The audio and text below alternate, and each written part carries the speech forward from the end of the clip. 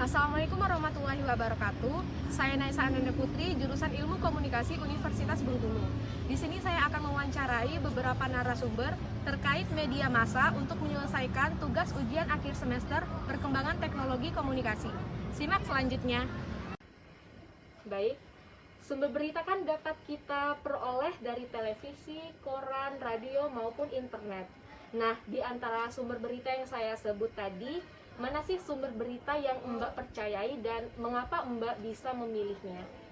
Kalau berita yang bisa dipercaya mungkin dari televisi ya kan, dia termasuk media massa yang menyampaikan berita itu sudah difilter gitu ya.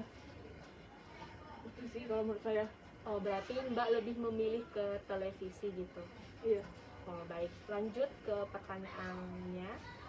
Lalu bagaimana sih menurut Mbak peran media massa seperti TV, koran, dan lainnya dalam masa pandemi ini? Kalau perannya mungkin lebih banyak menyiarkan berita ya tentang berita pandemi sekarang kayak ini kan.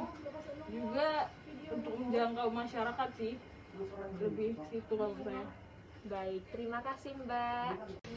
Baik, ke narasumber selanjutnya yaitu Mbak Nisa. Mbak Nisa, kan di era kita sekarang kan udah serba digital atau online tuh. Nah, menurut Mbak, apakah media cetak seperti koran ataupun majalah itu masih diperlukan? Oh, untuk sekarang sih masih diperlukan, tapi tidak terlalu begitu ya. Karena mayoritas semua orang lebih menggunakan media sosial. Baiklah, sekarang kita ke narasumber selanjutnya yaitu Mbak Naya. Gini Mbak, kan di era kita sekarang tuh kan udah di era digital atau online tuh. Nah, menurut Mbak, apakah media cetak seperti koran atau majalah itu masih diperlukan? Kalau menurut saya masih ya Mbak, karena media-media seperti itu tuh emang udah ada pasarnya tersendiri. Kayak kan kalau misalnya media sosial atau internet itu yang gunainnya itu orang-orang muda, sedangkan kaum-kaum yang masih awam dengan internet pasti masih menggunakan koran atau majalah seperti itu. Baik, lalu pertanyaan kedua, kan sumber berita itu dapat kita peroleh dari televisi, koran, radio, maupun di internet. Nah, di antara sumber berita yang saya sebut tadi, sumber berita mana sih yang Mbak percayai?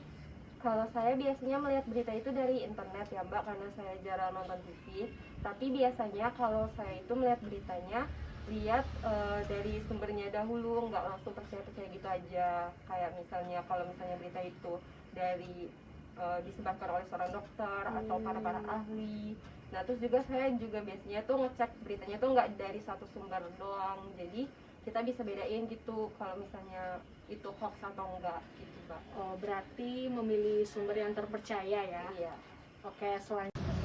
Baiklah, itulah hasil wawancara dari beberapa narasumber. Terima kasih dan mohon maaf atas segala kekurangan. Wassalamualaikum warahmatullahi wabarakatuh.